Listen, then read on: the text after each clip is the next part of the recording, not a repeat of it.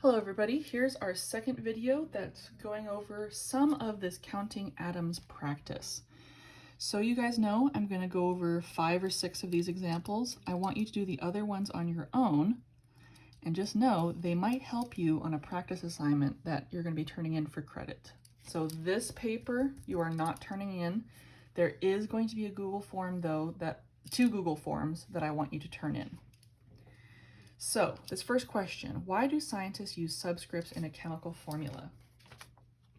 If we look back at our notes, we see that subscripts tell us how many of a specific atom is present in a compound.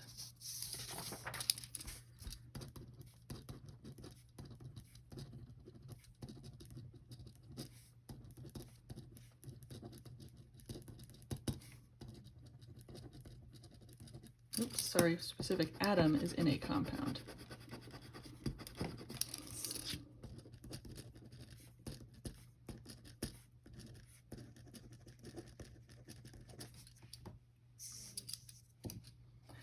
Why do scientists use coefficients in a chemical equation? If we look back at our notes, we see coefficients tells us how many units of the compound we have.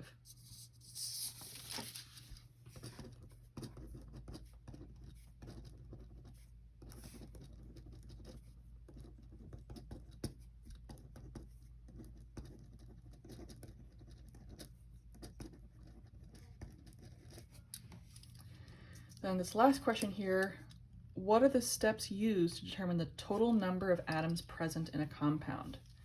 So let's try making a guess real quick. Pause the video, and then once you have your guess, come back.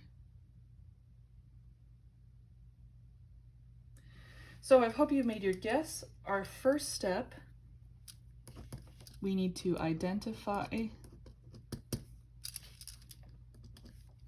our coefficient and subscript.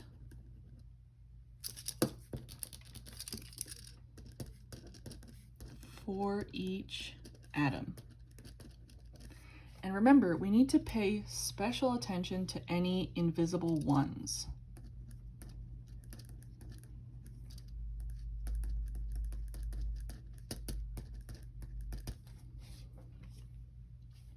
Once we've done that, all we need to do is multiply coefficient and subscript for each atom. And that's it. Before we get to here, let's just remind ourselves, let's label the parts right here. I'll use the same colors that I used in the notes just to keep it consistent. So make your guess, underline the subscript and put a circle, underline the coefficient and put a circle around the subscript. Pause this video and then come back after you have your guess.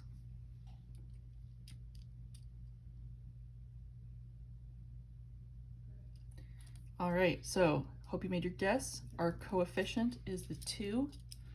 Then our subscripts, we have an invisible 1 right there and a 3 right there.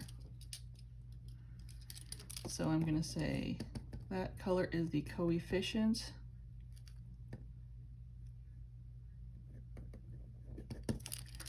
And then this color is the subscript.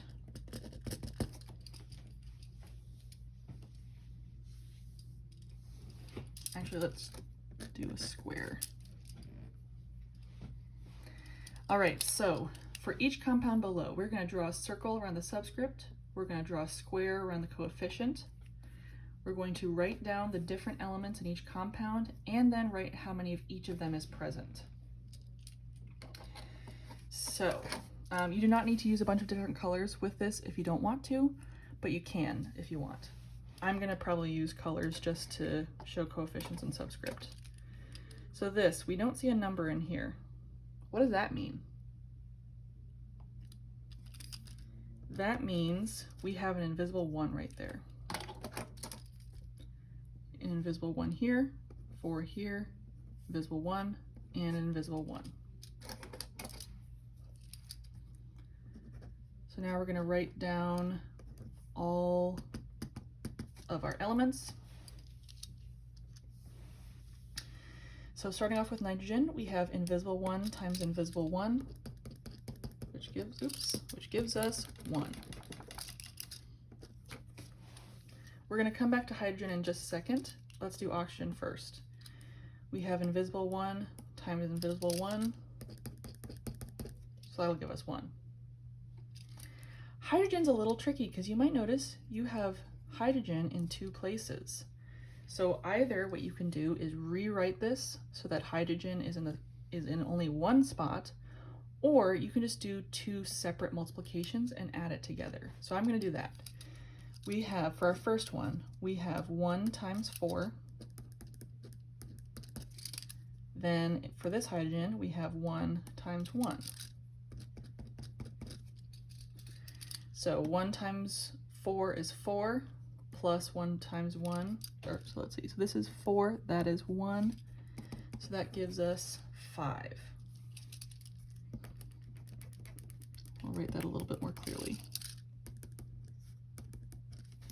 So we're just doing 4 plus 1 gives us 5. Next one, make your guess. Then when you're done making your guess, unpause the video. So hopefully you've made your guess. There's our coefficient, and there's our subscripts.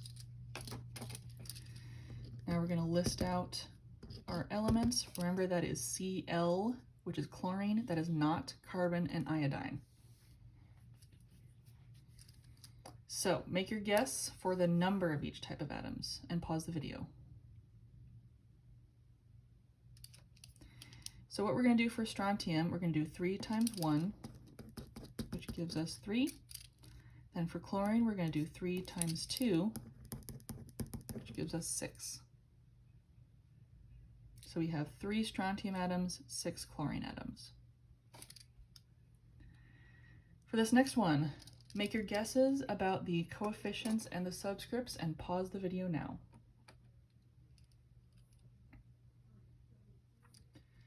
So hopefully you've made your guess. There is our invisible 1 coefficient. Then we have 2 for a subscript, invisible 1, and 4 for a subscript. Now pause the video and make a guess about the total number of each atom.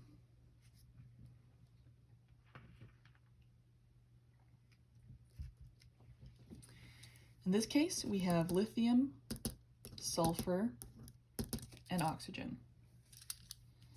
1 times 2 for lithium is 2. 1 times 1 for sulfur is 1. And 1 times 4 for oxygen is 4.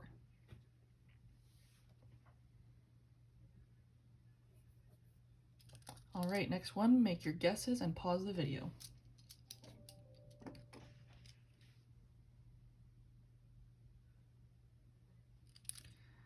Our coefficient is an invisible 1. Then we have an invisible 1, invisible 1, a 3, invisible 1, invisible 1, and invisible 1. Something we might want to do though before we start counting up the atoms is we might want to rewrite this because we have carbon in 2 different places and we have oxygen in 2 different places. So if you want, you could do what I did up here where I didn't rewrite it and I just made sure to have a different calculation for each element, or you can do like what I'm going to do here and just rewrite it. So we have Na, there's only one of them. We have 2 carbons here. Hydrogen is only in one spot, but then we have 2 oxygens in 2 different spots. So if I were to label everything differently, it would now look like this. So now pause the video, count up the total number of each atom.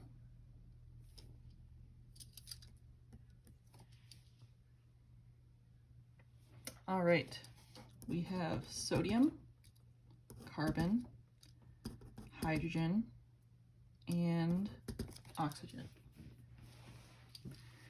Coefficient is 1, so 1 times 1 equals 1. Carbon, we have 1 times 2, which gives us 2. Hydrogen, we have 1 times 3, which gives us 3. And finally, we have 1 times 2, which gives us 2.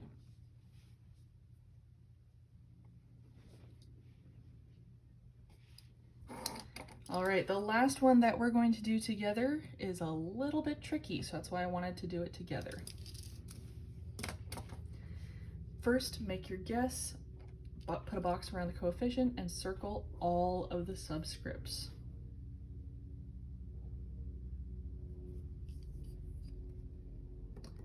Our coefficient is that 4. Then we have 2, an invisible 1, a 3, and a 3. But something that we should notice here is we have parentheses around SO3, and then we have a number outside that 3. So what we need to do first is to distribute this 3 to everything in here.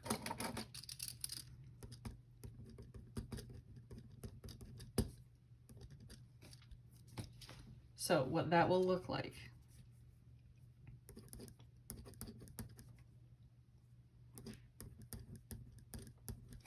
What I'm going to do is I'm going to do whatever this is times 3 and whatever that is times 3. So that will look like this. There's an invisible 1 there, so 1 times 3 is 3. Then there's a written 3 there. 3 times 3 is 9. So that's kind of another way you could visualize looking at that. Now that we have this, it's a little bit easier to see all of our parts. So for aluminum, we have 4 times 2, which is 8. For sulfur, we have 4 times 3, which is 12. And then our very last one for oxygen, we have 4 times 9, which is equal to 36. So what you have to be really careful with when you see these parentheses, you have to, this is saying that we have 3 SO3 molecules there. Let's show a picture on the back.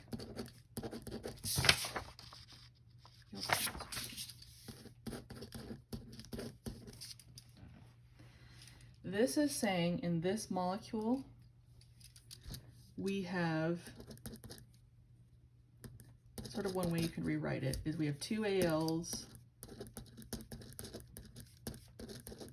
and 3 SO3s like that. Our coefficient tells us we have 4 of those.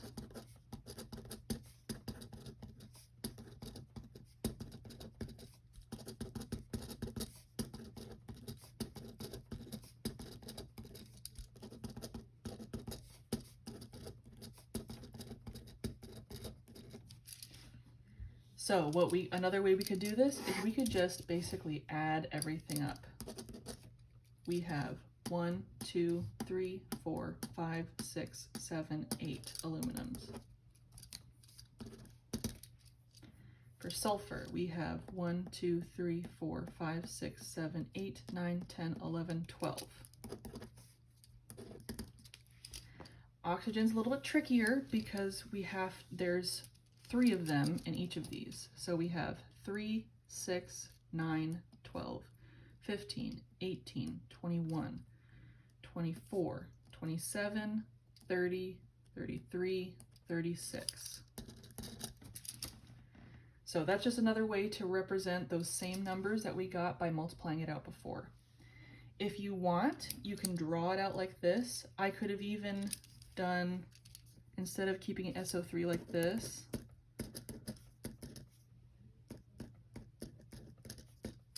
that's actually kind of complicated. But you could You could like draw it out like that.